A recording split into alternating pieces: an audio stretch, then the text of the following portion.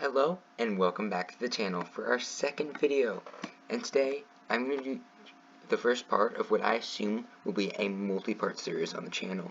Today I will be predicting each game in the NFL season, and this week is week 10. It's sure to be a good week, even though the games aren't great, but you know what, any given Sunday, and I'm sure most of my picks will be wrong because they have been in my family competition. So starting off with the AFC, and I'm just gonna go game by game, and it has this listed on here. Titans, Broncos. Now, I'm pretty sure the Titans are still gonna be starting Malik Willis, which isn't a good thing. He doesn't look, in my opinion, didn't look ready to start, and they're gonna have to heavily lean on Henry again. That being said, the Broncos are kind of a hot mess. Their offense is absolutely horrible. Russell Wilson is not himself, and they just can't get anything going in the red zone.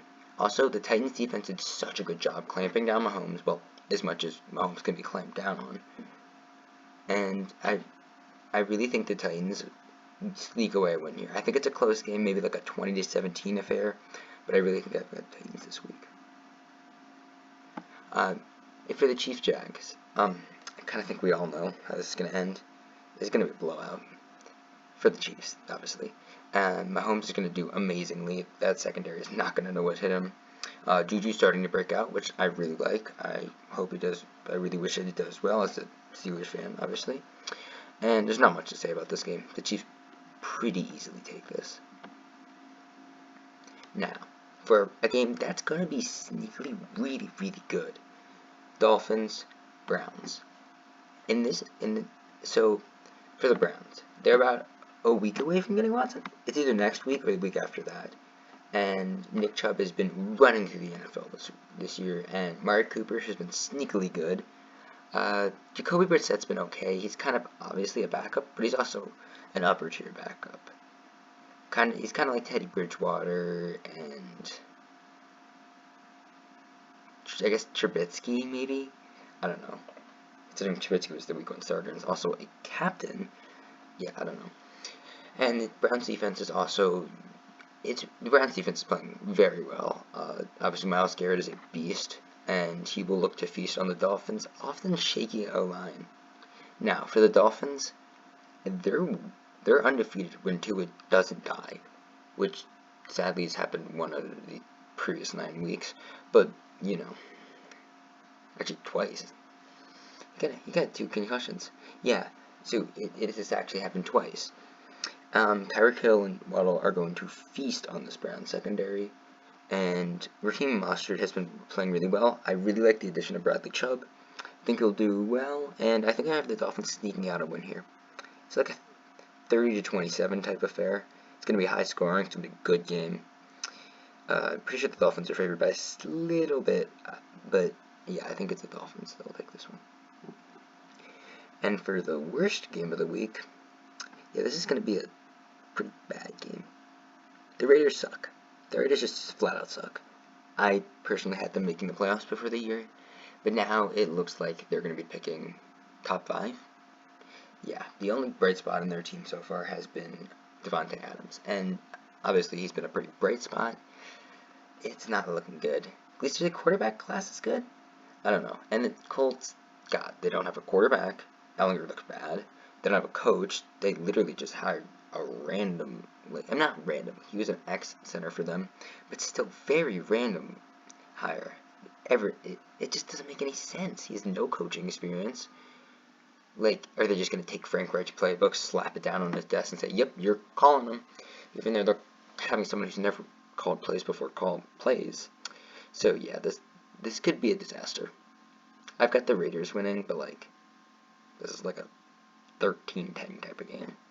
It's not going to be great. Yeah, I just have a weird feeling this next game, the Giants-Texans, is going to be close. I mean, the Texans have been a little scrappy this year. They kept it close with the Eagles for a bit, and, you know, for having the perhaps the least amount of talent of the entire league on their team, I mean, hey, they've been doing okay. And the Giants have, well, the record is a little better than they really are. I think they're about an average team, maybe slightly above average, and I don't think 6-2 is really what they are. But again, the Texans, they're scrappy, yes. They're not going to win this game. It's like a 23-10 type of game. So the Giants take that dub. Now for my big upset of the week. I think the Steelers pull this one off. Call me biased. You can call me biased, but TJ Watt is back. And TJ Watt is arguably the best player in the NFL. Steelers are 1-10 when he doesn't play, and a hell of a lot better than when they do play. Additionally, Marshawn Lattimore is gone, so if he's injured, if there's ever going to be a week where Kenny Pickett has his breakout game, which I really do think he is, I have a lot of faith in him, and I think he's got a decent amount of potential. And if there's ever a game that Deontay Johnson's going to go back to his normal form, I think it's this one. And I'm going to go Steelers, but this is a very tight game. I say 20-17, 24-21 type of game. 20-17. Matt Canada is inept. They're not scoring more than 20. Yes, so the Steelers take the dub there. Now, for possibly, the most hyped up game of the week for a good reason. Bills, Vikings. Now, this is going to be a good game. It's going to be such a good game. It's going to be the trade of Diggs for Jefferson. It's going to be two, not overachieving teams, but like two teams that you might have thought would have been a little worse than. That's not true. The Bills were supposed to be this good, but the Bills have just been flat out dominant through this entire year, and the Vikings have been very surprising. It's like the most underappreciated 7-1 team ever. Jay Jettis is a beast. Dalvin Cook should go off against the Bills defense in this one, but I don't know. The Bills defense is stacked, and Josh Allen. Even if Josh Allen doesn't play, which is a good chance Josh Allen doesn't because of his elbow injury, Case Keenum is still capable. He'll get the ball to Diggs. He'll get the ball to Gabe Davis. Dawson Knox will probably get involved a little more. And I think even if Allen doesn't play, I think the Bills win. But this is a coin flip. If Allen plays, I confidently have the Bills. But But if not, I think they're just gonna scratch it out with Keenum. Now. Okay, I just realized I have all the home teams winning so far. That's a little scary. Yeah. Now for my best game. This is actually my game of the week. I didn't say this before. I said it maybe twice before, but this is my game of the week. Chargers, Niners. The Chargers are a team that is incredibly banged up. Keenan Allen's been out for weeks. I don't even have examples. It's like their whole team. It's literally their whole team. They just released Jared Tillery, which was an incredible waste of a draft pick. Is their wide receiver one going to be? No, it's still it's going to be Joshua Palmer. And against this Niners defense that has been really, really strong, I don't think they can really compete. CMC is going to go off. I really like the matchup of Kittle against those Chargers linebackers. I think the Niners win here, and I think it's by a little bit more than some people would think. I think it's like a 30-21 game. Yeah. Poor Herbert. Get him a better situation, or at least healthy players. And Carolina's already won this, so good for them. I did not expect that to happen. Oh my god, I'm really going with every home team, because I think I've got the Bucks. It's just so hard to believe that Seattle's in this position where they are 6-3, looking to 7-3, and the Bucks are at 4-5. This is also a very vintage Tom Brady game. Coming as underdog, but beat a really good team and just beat the pants off them. Yeah, I think Godwin has a really good game against them. If Woolen is playing against Evans, then no one is against Godwin, or vice versa. And I think this is just kind of the game where the team that's supposed to win beats the team that has overachieved so far. Now for my first non-home team game, which, jeez, that's long overdue. I think the Lions take this one against the Bears. The Justin Fields has been going offensive recently, and the Lions haven't looked amazing. They're 2-6. The Bears are 3-5. I'm pretty sure. 3-5. Yeah, 3-5. And so I just think I don't know. This is kind of a toss-up for me. The Bears really don't have much on their team. Claypool was an interesting addition, not not enough for second. He's not worth that. He just doesn't have the receivers or the weapons that held with them. I mean, Khalil Herbert has been a nice surprise, but other than that, it's just not really there. I'm hoping Amon-Ra St. Brown finally gets back to his early season form, and I think this is just kind of gonna happen. Like I don't know, it's just a feeling thing. I don't really have much evidence to back this one up.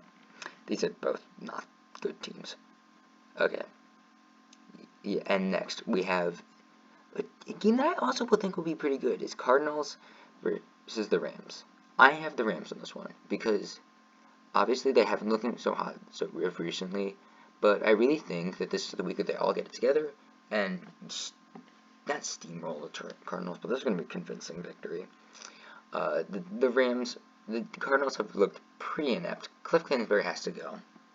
Like, Cliff Kingsbury is ruining this Cardinals team. It is like the play calling is bad. He's kind of leaving Kyler out to die, and occasionally it's just, fuck it, DeAndre's out there somewhere. I just really don't think that's a winning game plan. I think if the Cardinals were playing a different team, this would be a little different, but I think in SoFi, the Rams get back in the winning column. Now, for the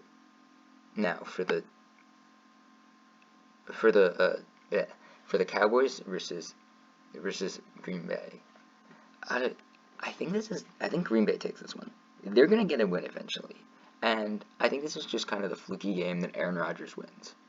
Now, do I have any proof for this? No, but I also have no proof for any of these other things, except for the Chiefs one. I would be shocked. And the Cowboys, they're coming off a bye, and I think that the Packers are just gonna eventually get back in the win column. Aaron Rodgers is just too good at football, even if he's having a honestly pretty bad year. I think this is a Packers win. Yeah. Do I really need to talk about this one? An overachieving team playing the best team in football, who is best team in football, coming off of two pretty convincing victories. This other team is starting a backup quarterback who is better than the starter. The Eagles are at full strength. Yeah, no, Washington is getting. Yeah, no, this is not going to be a pretty game for Washington. For Eagles, it'll be a fucking art, like a masterpiece. But Eagles are going to take this one. And that's it for my week predictions. Comment down below what you would change, or why I messed every one of these up, or why I have to stop doing YouTube because this is my second video and the quality's already low. But thank you for watching. If you enjoyed this video, or if you even watched this video, if you're still watching, thank you. Is there any way I can thank you in any way, like in person? Well, not in person, but over the internet. Thank you. Hope you continue to enjoy the channel, and see you next time.